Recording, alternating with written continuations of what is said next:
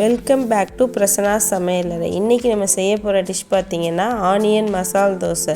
அதுக்கு தேவையான பொருட்கள் onion, tomato, salt, red chilli, coriander leaf, கொஞ்சோண்டு இட்லி பொடி, கீ. இதான் அதுக்கு தேவையான பொருட்கள். இப்போ இதை onion, tomato, salt, red chilli, coriander leaf இது எல்லாத்தையும் பல்ஸ் மோடில் நல்லா பல்ஸ் பண்ணி 1-2 பல்ஸ் பண்ணி எடுத்துகிட்டு வந்துடுவோம்.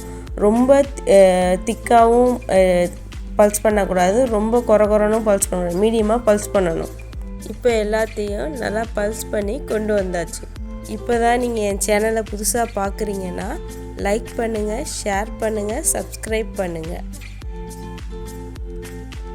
தோசைக்கல் நல்லா காஞ்ச உடனேயும் ரொம்ப திக்காகவும் இல்லாமல் ரொம்ப தின்னாகவும் இல்லாமல் மீடியமாக தோசை ஊற்றிட்டு, இந்த தோசைக்கு சட்னிலாம் எதுவுமே தேவையில்லை.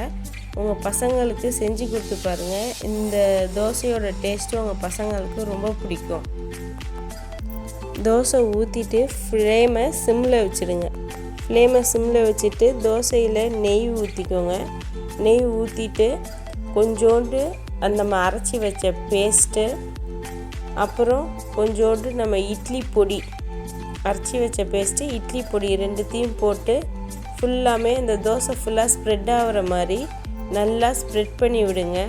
நல்லா ஸ்ப்ரெட் பண்ணி விட்டுட்டு அது நல்லா கிறிஸ்பி ஆகிற வரைக்கும் வெயிட் பண்ணுங்கள்.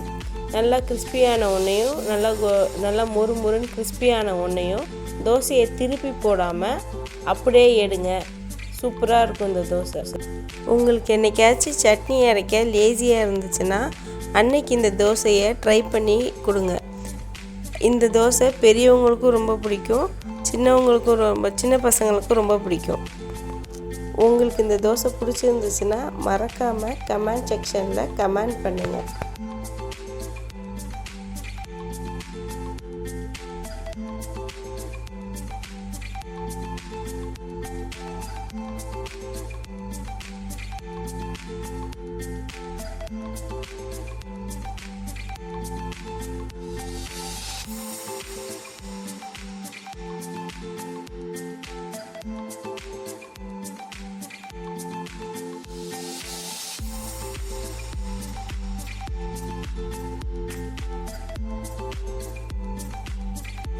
ஓகே ஃப்ரெண்ட்ஸ், ஆனியன் மசால் தோசை இப்போ ரெடி ஆயிடுச்சு.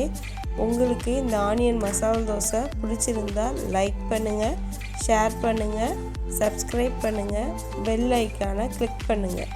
இதை உங்கள் வீட்டில் ட்ரை பண்ணி பாருங்கள். Bye friends.